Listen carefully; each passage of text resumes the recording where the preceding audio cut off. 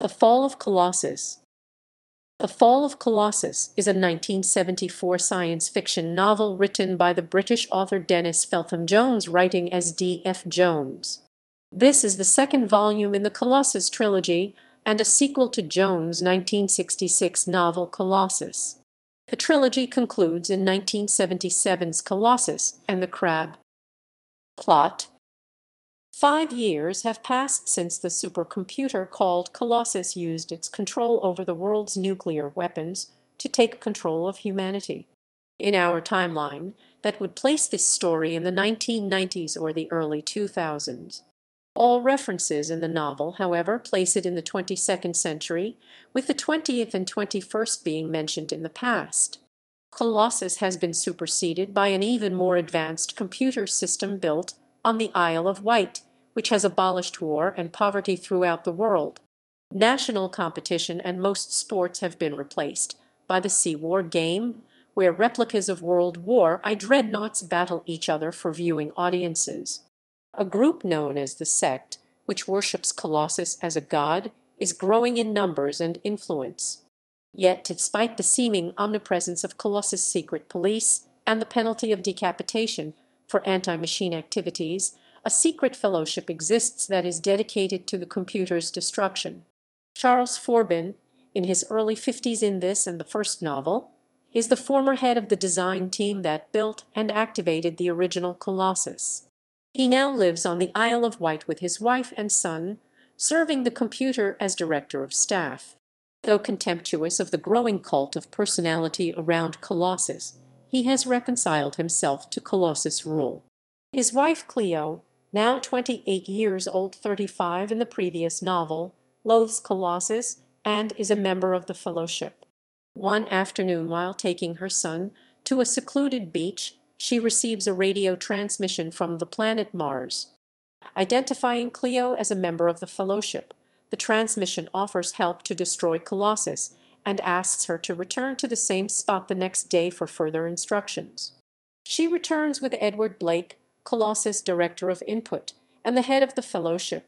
Together, they receive instructions to obtain a circuit diagram of one of Colossus' input terminals and a sample of the information that is fed into it, along with instructions to proceed to 2 locations, one in St. John's, Newfoundland, the other in New York's Central Park, to receive further transmissions.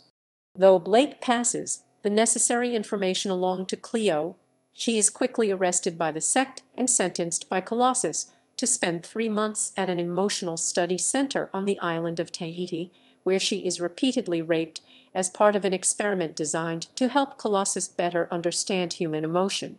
Now under suspicion, Blake approaches Forbin, who is devastated by his wife's arrest. Explaining the details of their plot, Blake convinces Forbin to help after explaining the details of Cleo's captivity. Forbin travels in disguise with the requested information, first to St. John's, then to New York City, where he receives an incomprehensible mathematical problem that the transmission claims will destroy Colossus once it is fed into the computer. Upon his return, Forbin slips the problem to Blake, who enters it into Colossus. While Forbin converses with the computer, Colossus begins to make verbal errors, then stops. Increasingly erratic, it attempts to warn Forbin of a threat from outer space that it was preparing to meet, but breaks down before it can complete the message. Now free of Colossus' rule, Blake moves to seize power, using the automated fleets of the Sea War games to threaten the world's capitals. As Blake gloats, Forbin tells him of Colossus' warning. Requesting any reports of unusual astronomical activity, they learn that 2 contacts have been detected leaving Martian orbit and are now heading toward the Earth. The novel ends with the 2 men hearing a radio transmission repeating Forbin, "We are coming."